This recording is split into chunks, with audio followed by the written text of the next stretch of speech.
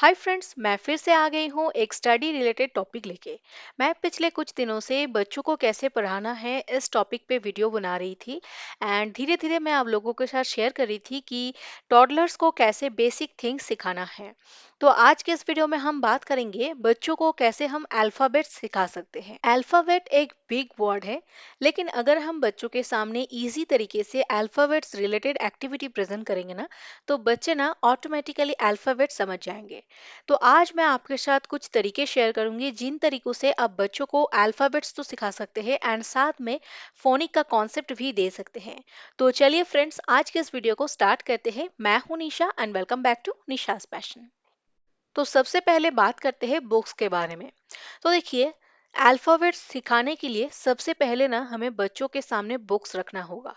क्योंकि देखिए, आजकल ना बुक्स में बहुत ज़्यादा कलरफुल पिक्चर्स रहते हैं जो कि बहुत अट्रैक्टिव होते हैं।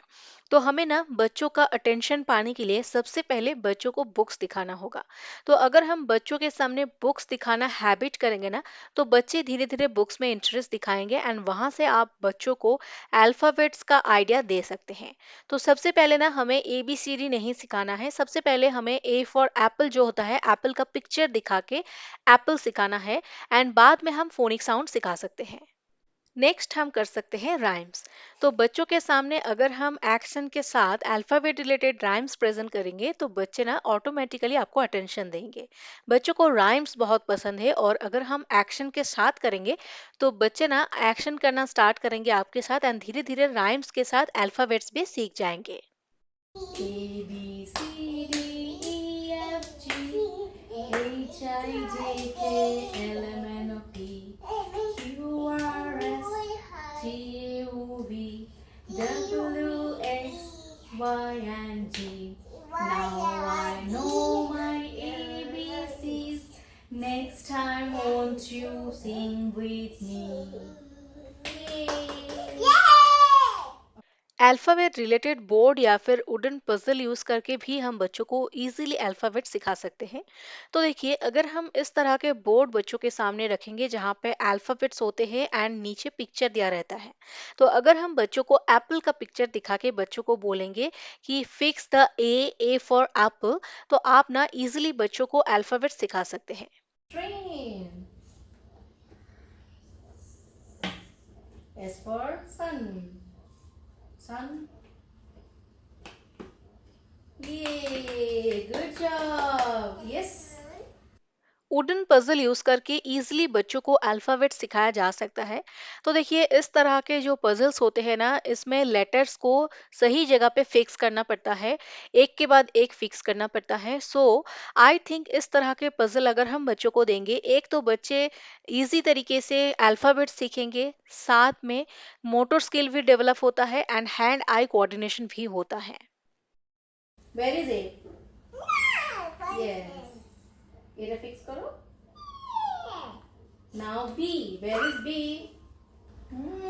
Good job. Very good. Next हम यूज कर सकते हैं A B C D puzzle mat. तो देखिए, मार्केट में डिफरेंट टाइप्स के डिफरेंट साइज के पजल मैट्स अवेलेबल है।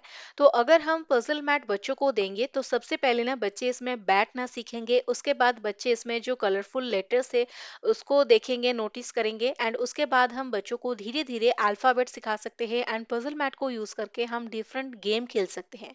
तो बच्चों को ना हमेशा बैठ के पढ़ाई करना अच्छा नहीं लगता है, तो अगर हम बच्चों के साथ इनोवेटिव तरीकों से गेम खेलेंगे तो बच्चे ना अल्फाबेट्स ऑटोमेटिकली सीख जाएंगे। Mama, which letter is this? Okay. Which letter is this? Puzzle mat को लेके हम बच्चों के साथ क्या क्या गेम खेल सकते हैं एंड किस तरह से हम बच्चों को अल्फाबेट सिखा सकते हैं एंड अल्फाबेट के साथ साथ हम पजल मैट को यूज करके और क्या क्या सिखा सकते हैं, इन सब के बारे में मैंने डिटेल्स में वीडियो डाला है।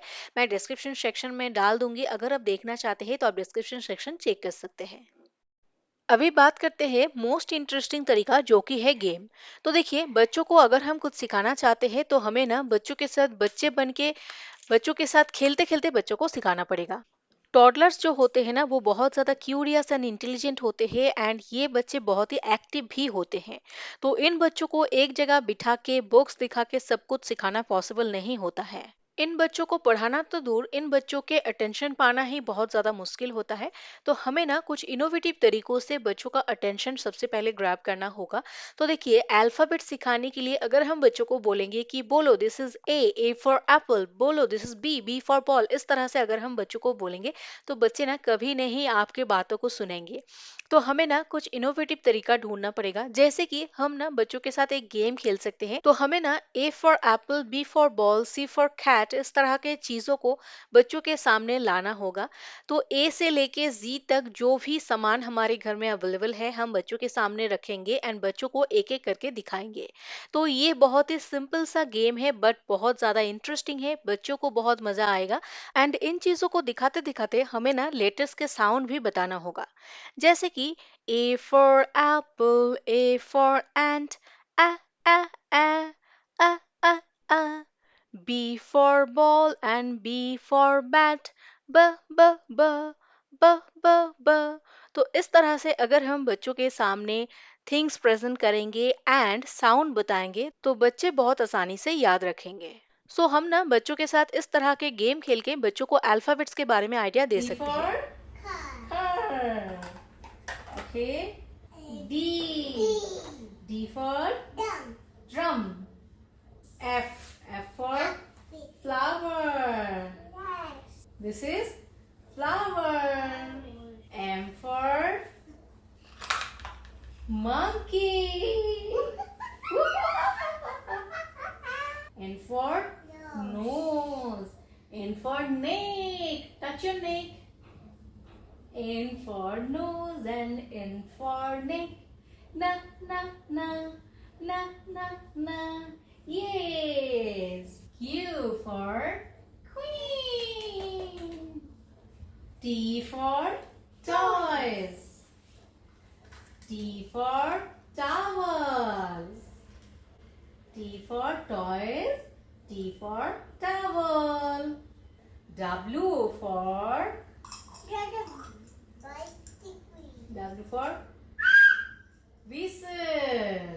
W for whistle.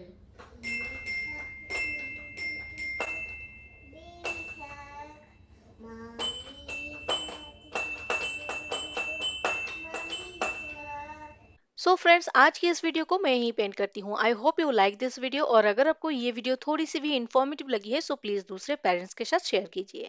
Thanks for watching this video. Stay happy and healthy. See you again in the next video. Bye bye.